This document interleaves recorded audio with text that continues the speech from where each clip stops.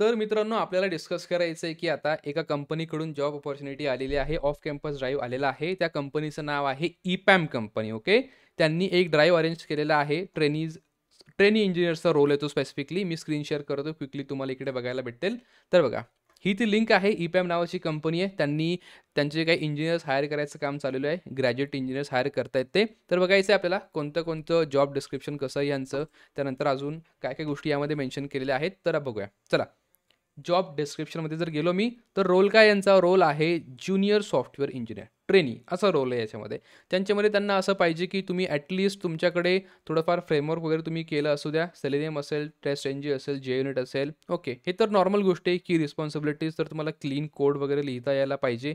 त्यानंतर तुम्हाला क्यूएचं किंवा डेव्हऑप्सचं पण थोडंफार नॉलेज हवं आहे त्यांना. डेव्हलपमेंटचं पण नॉलेज त्यांना थोडंसं पाहिजे. रिक्वायरमेंट्स काय काय तुमच्याकडून, तर रिक्वायरमेंट अशी आहे की कम्प्युटर सायन्स फंडामेंटल्स तुमचे स्ट्रॉंग पाहिजे. त्यानंतर डेटा स्ट्रक्चर्स तुमचं स्ट्रॉंग पाहिजे किंवा ॲटलिस्ट तुम्हाला माहीत पाहिजे. ऑब्जेक्ट ओरिएंटेड प्रोग्रामिंगवरती स्पेशल त्यांचा भर असणार आहे.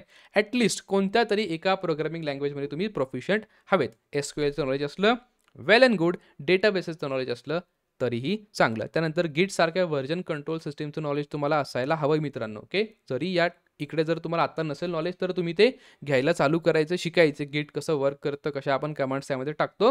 सो ते आहे सगळं. बाकी सगळं तुम्हाला प्रॉब्लेम सॉल्व्हिंग वगैरे नॉर्मल स्किल्स आहेत. आता यासाठी कोण कोण एलिजिबल आहेत, कोणत्या कोणत्या स्ट्रीम्स एलिजिबल आहेत, ते मी तुम्हाला सांगतो. जाऊया आपण आता. अच्छा, पहिले पैसे बघूया आपण. काय पैसे आहे त्यांना? ₹27,000 ते तुम्हाला पर मंथ देणार आहे ट्रेनिंगमध्ये. आणि त्यानंतर जर तुम्ही फुल टाईम कन्वर्ट झालात, तर तुम्हाला 8 LPAचं खूप मोठं पॅकेज ते देणार आहेत. Okay, 8 LPA is very good package. Freshers लोकांसाठी चांगलं पॅकेज आहे. इलिजिबिलिटी क्रायटेरिया कोणासाठी हा? तर बघा, मिनिमम 70% ॲग्रिगेट तुमचे पाहिजे. BE, BTech, CS, IT मध्ये तुम्ही केलेलं असू द्या किंवा MCA. ओके, या 3 स्ट्रीमसाठी इलिजिबल आहे. MCSसाठी सुद्धा असेल, तुम्ही अप्लाय करून बघा बिंदास. आणि त्याच्यानंतर तुम्हाला ॲटलिस्ट 60% पाहिजे. ओके, 60% तुम्हाला 10th आणि 12thमध्ये पाहिजे. Graduation year 2025. सगळ्यात महत्त्वाची गोष्ट की तुम्हाला सध्याला कुठलेही ॲक्टिव्ह बॅकलॉग्स नको आहेत. हा खूप महत्त्वाचा पॉईंट आहे. त्यानंतर एज्युकेशन गॅप तुम्हाला नको आहे 10th आणि 12thमध्ये. जर तुमच्या 12th आणि ग्रॅज्युएशनमध्ये 1 इयरचा गॅप असला तर चालून जातं. जर आपण करतो ना JEEसाठी, नीट प्रिपरेशनसाठी आपण 1 वर्ष गॅप घेतो, तसं जर तुम्ही केलं असेल 1 वर्ष गॅप त्यांना माफ आहे, तर ते त्यांना चालते. पण 10th आणि 12thमध्ये कुठलाही गॅप नको. एज्युकेशनबद्दल त्यांनी काही स्पेसिफिक सांगितलं नाही आहे की तुम्ही YD असाल नसाल, तर जरी तुम्ही असले तरी बिंदास अप्लाय करून द्या. जे होईल ते होईल.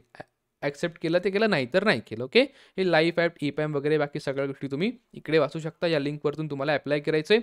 ही लिंक तुम्हाला कुठे भेटणार आहे, तर जायचं आहे माझ्या यूट्यूब चॅनलच्या बायोमध्ये. तिकडे गेल्यानंतर तुम्हाला इथे क्लिक करायचं आहे लिंकवरती क्लिक केल्यानंतर तुम्हाला रिसोर्सेसमध्ये क्लिक करायचं आहे.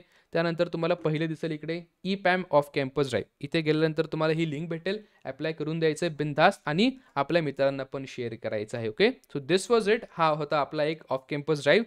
याची काही त्यांनी डेट सांगितलं नाही आहे की कधी बंद होईल, कधी चालू होईल, काय व्हॉटएव्हर. पण आहे, अप्लाय करून टाका बिंदास. लिंक मी तुम्हाला सांगितलेली कुठे, तर तुम्हाला अप्लाय करून टाकायचे आणि वाट बघायची की तुम्ही शॉर्टलिस्ट होताय नाही होताय, आणि झाले तर प्रॉपर प्रिपरेशन करायचं आहे आणि प्लेस व्हायचं तिथे. ओके, आणि मला गुड न्यूज कळवायची. चलो बाय. Yes, done.